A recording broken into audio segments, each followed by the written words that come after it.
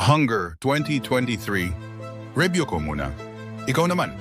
Mga ka-review, kung fan kayo ng food movies na hindi lang tungkol sa pagkain kundi tungkol din sa ego, ambition, and identity, eto na. Pag-uusapan natin ang Hunger, a Thai film na sobrang intense, brutal, and deep. Hindi ito yung feel-good food trip, ha? Medyo psychological, medyo masakit sa puso pero sulit. Let's break it down. Act 1, sa kalsada ng ambition. We start with Chef Paul. Siya ang boss ng Hunger, one of the top restaurants in the world. Super strict siya, tipong kahit tingin niya nakakatakot na. Sa kitchen nila, walang time para magkamali. Lahat tense, lahat pressured. Chef Paul gives off that Gordon Ramsay but colder vibe. Hindi siya nagpapatawa. Yung style niya, gawin kang gutom sa experience, literal. Gusto niya yung mga tao sobrang excited kumain kahit basic lang yung dish. Mind games, mga pre. Cut to Aoy. Isa siyang batang chef na tumutulong sa restaurant ng tatay niya. Fried noodles ang specialty. Magaling siya halata agad. Pero stuck siya sa maliit na lugar, maliit na kita, maliit na pangarap. Ayaw na niya ng ganon. Then boom, may dumating na misteryosong lalaki. Tikim siya ng luto ni Aoy at ang sabi lang niya, sayang ka dito. Bigay ng calling card ng Hunger. Siyempre si Aoy, shooked, classic underdog setup. Pero hindi siya cliché. May subtle pain sa acting ni Aoy. Kita mong gutom siya. Hindi lang sa pagkain, kundi sa meaning, sa challenge, sa purpose. Act 2, welcome to the fire. Eventually, bumalik yung guy at sinama si Aoy sa Hunger. Pagpasok pa lang niya sa kitchen, ibang level, high-end, immaculate. Parang hindi pang lutuan, pang art gallery. Nagkaroon ng cook-off. Si Aoy versus isang mayabang na culinary grad na si Pat. Challenge fried rice lang. Akala ni Pat madali, pero si Aoy mas strategic. Gumamit siya ng leftover rice. Resulta, panalo si Aoy. Si Pat pinahiya. As in, literal na sinigawan, pinalayas. Chef Paul, savage.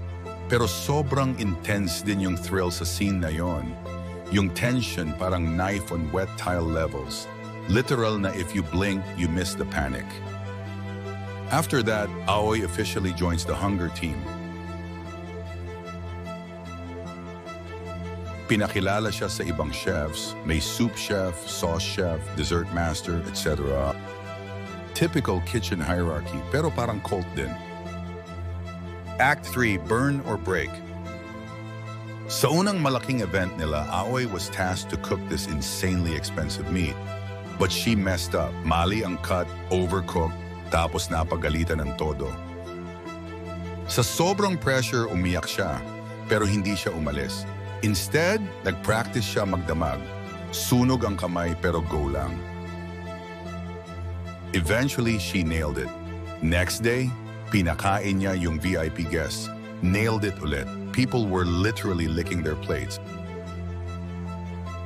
This part, one of the most satisfying montages sa movie, yung from failure to beast mode transition. Ang ganda, classic pero effective. Pero habang tumatagal, nararamdaman ni Aoy na iba ang mundo ni Paul. Sa kanya, walang feelings, walang compassion, just performance. Merong chef na pinainom ng soup dahil nag-smoke sa kitchen. Merong isa na nanakaw ng foie gras dahil gusto lang niya malasahan ang pagkaing hindi abot ng bulsa niya. Paul fired them. Cold. Walang pasintabi. Si Aoy, pinromote. Pero kapalit, kaluluwa mo si. Act 4, cracks in the system. Habang lumalalim ang involvement ni Aoy, nakikita niya na the rich clients they serve are monsters. May allergic guests na halos mamatay dahil sa sabotahe. Ang twist, yung second in command ni Paul, si Don, ginawa yon dahil sa selos. Tinira niya si Paul, literally sinaksak. Paul ends up in the hospital. Wala man lang bumisita. Aoy lang. Dinalhan pa siya ng fried noodles, pero hindi pa rin siya pinuri. Sabi ni Paul, "Love, that's for losers." Grabe yung scene na to. Walang music, walang drama, just raw disappointment. Paul represents that part of ambition na nakalimutan kung bakit siya nagsimula. Sad but powerful. Backstory time. Si Paul lumaki sa hirap. Nanay niya maid, tapos minsan nagnakaw siya ng kabyar. Pagkakain niya, pangit pala ang lasa. Doon siya natuto. Rich people don't want flavor. Gusto lang nila ng rarity, ng hype. Act 5, Turning Point. Nagising si Aoy, nakita niya kung gaano kabaliw ang mundo ni Paul. May client na pumatay ng buong pamilya dahil sa financial pressure. Isa raw sa mga pinakain nila. So when Paul asked her to join them for one last job, cooking illegal bird meat, she refused. Ton, her kitchen buddy, followed her. Gusto na rin niyang lumaya. Aoy started her own restaurant, Flame, sponsored by the same rich guy na dati ring nag-offer kay Paul. Flame becomes a hit, pero may tension. Si Tan parang nawala ng identity. Sinabihan pa siya ni Aoy na kulang pa siya, which hurt. Paul returned. Nagkita sila sa isang party ni Madame Milky. Battle of the Chefs. Si Paul, drama king. Si Aoy, humble but focused. She cooked her family's fried noodles and gave a speech about roots, love, and simplicity. The crowd moved. Pero syempre, si Paul may sariling move. Ginaya niya yung dish, nilagyan lang ng fancy ingredients. Sinabi niya, it's not about the food, it's about who serves it. Then boom, pulis. Paul gets arrested for cooking illegal bird meat. Tan leaked the video. Paul blames Oy. Chef battle? Di kasing explosive ng ibang food films.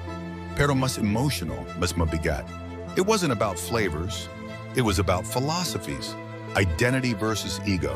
Passion versus performance.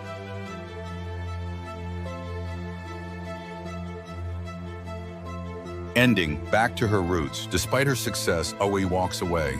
She returns to her father, reopens their noodle shop, promotes it with her family.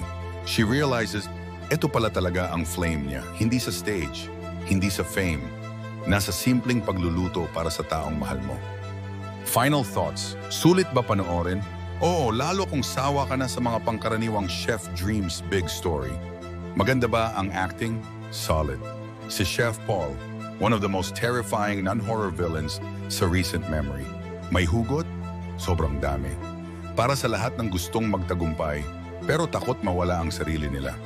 Ako si Don Sinesuri. At tandaan, hindi lahat ng masarap ay tama at hindi lahat ng tama masarap. Review ko muna. Ikaw naman.